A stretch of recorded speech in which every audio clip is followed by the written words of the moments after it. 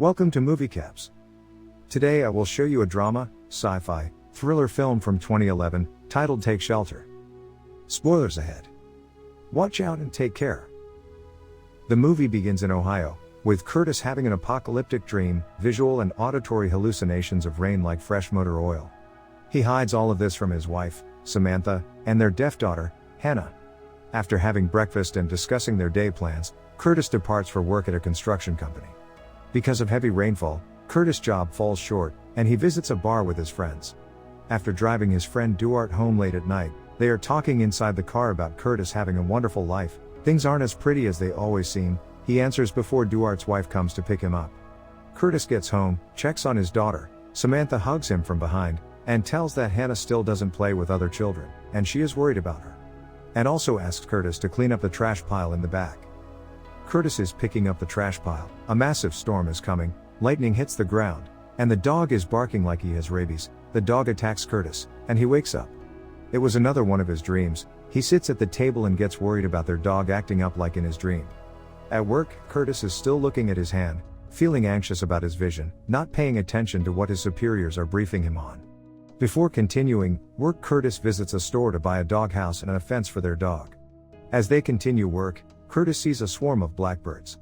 He starts to sense that it might be an omen. At home, Curtis forgot about their visit to Hannah's deaf school to spend time with her. Samantha is mildly disappointed.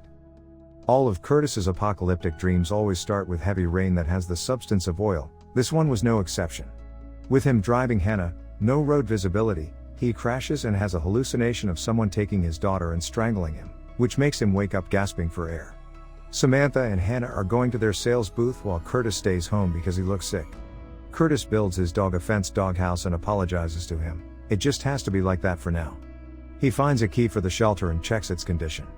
At the sales booth, Samantha is annoyed at a customer that underpriced her product but still makes the sale for customer's price, meaning money is an issue for them. Samantha asks Curtis why he put his dog outside. He has always been an inside dog. Without giving much of an explanation, he says that it's his dog and he will be out.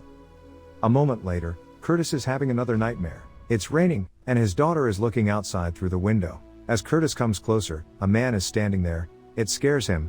The ground starts to shake, electricity goes off, the man from outside is trying to break in. The whole furniture levitates as if the house is falling. Curtis looks like he is in excruciating pain. He wakes up and realizes he has wetted the bed. His wife comes in, still worried about him not feeling well, asks if she should cancel today's dinner. Curtis says it's okay. He will be fine. After cleaning up bed sheets, he takes his daughter to the library and gets a book on mental illness. While heading home, Curtis visits a shop and stocks up on canned provisions. Back at home, Samantha is with guests at the table. When he arrives, she scolds him for being late. Curtis is disappointed. He tells everyone at the table that he is going to clean up the shelter. In the morning, he sees a doctor, whom he asks for medicine for sleep. Since he had 4 restless nights, the doctor said, it's too early to judge. Still, after explaining his situation, he gives him a prescription and a number for a psychiatrist in Columbus. Curtis takes the sleeping pills, and it looks like they worked wonders, finally a calm night's sleep. At the table, his wife even points out that he looks much better. At his job, Curtis gets scared by the sound of thunder, but Duarte doesn't hear anything, and the skies are clear. He started having a panic attack, even vomiting, so he took off his job. Curtis's anxiety is taking a turn, so he decides to channel it into building a shelter. He buys a container and later visits his mom Sarah, who has paranoid schizophrenia. It surfaced in her about the same age as Curtis is now. He decided to know how it all started for her, thinking maybe he also is mentally ill. As Curtis is filling up his car with gas, he calls to cancel an appointment with a psychiatrist in Columbus because it's far and money is tight. However, he is still calculating his expenses for shelter construction. Later, he is taking a home improvement loan he can ill afford to start building the shelter without telling his wife. Curtis tells Duarte about his idea to build a shelter and asks for his help. Duarte asks if he is alright, he answers that he is not. Curtis sees a counselor at a free clinic, with whom he talks about his family's psychological history. Unfortunately, the counselor cannot help Curtis since she is not a certified psychotherapist. Curtis has difficulty distinguishing his hallucinations from reality, with his wife and daughter in the back seat. He asks, is anyone seeing this? Lightning striking the ground. Curtis breaks work rules by borrowing equipment from his work. and his friend Duarte is helping him with the shelter construction. Samantha returns home from the booth sale and is mildly disappointed at Curtis for not mentioning shelter construction or home improvement loan. He still refuses to explain to her his nightmares. Samantha calls an ambulance after Curtis takes more than the prescribed dose of a sedative and has a seizure. He recovers, then finally explains the truth to her, including his dreams. Curtis describes it as well as he can and hopes that Samantha will understand his recent behavior. He also explains his last vision, where Duarte attacked him with a pickaxe. Following that, Curtis decided to go to higher-ups and asked to remove Duarte from his crew. He and Samantha prepare for the cochlear implant surgery Hannah will undergo in 6 weeks, paid by Curtis's work insurance. Curtis's brother comes to visit, Cale. He gives him his dog. In another dream, Curtis hears thunder, and his wife is standing soaked in the kitchen, staring at him without a word, and behind her a knife. He becomes scared of his wife. Having been informed of the borrowed work equipment, Curtis's boss fires him and gives him only 2 weeks' worth of medical insurance benefits. Samantha slaps him and leaves with their daughter. After discovering that his counselor at the free clinic has suddenly transferred and been replaced with a new one, he walks out. Tensions linger between Curtis and Samantha over his job loss at such a crucial time for their family. Curtis gets worried that Samantha might leave him, so Curtis agrees to see an actual psychiatrist, and Samantha demands that they attend a social function so she can restore some sense of normalcy to their strained, increasingly isolated life, using the money they saved for the beach trip. While attending the Lions Club community canteen, a bitter Duarte confronts Curtis for cutting him loose after all they've been through. Duarte is provoked and punches him.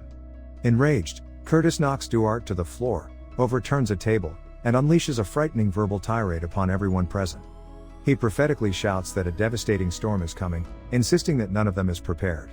He is putting the whole neighborhood against them. While Curtis is fixing his car, Hannah wanders off to the street. He grabs her and sees a swarm of blackbirds flying and a storm approaching. Birds start suddenly falling from the sky, and a tornado warning is heard. It was a dream, except for the tornado warning sound. They grab Hannah and head to the shelter. Equipping the gas masks, they fall asleep. Samantha wakes Curtis up, prompting him to take off the mask. She asks him to open the door, but he asserts that the storm isn't over yet. Samantha pleads to open the door that it's his imagination, outside is calm. After a tense standoff, Curtis throws open the doors into the blinding sun.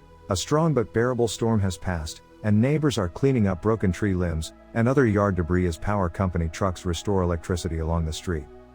A psychiatrist advises the couple to go through with their planned annual beach vacation, but that Curtis will need to get psychiatric care in a facility away from his family upon their return.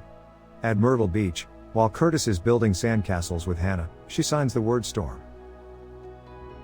As Samantha exits their beach house, the thick, oily rain that Curtis spoke of begins to fall, staining her outstretched hand. Samantha looks up to a bigger version of the ominous storm clouds Curtis had seen, massing over the ocean. Tornado-like waterspouts reach down to the ocean's surface, and the tide pulls back as a tsunami looms in the distance. Samantha and Curtis exchange glances as Samantha assuringly whispers, "Okay." The scene cuts to black, leaving the truth of the reality a mystery. Thank you for watching. Subscribe if you'd like to see more videos like this.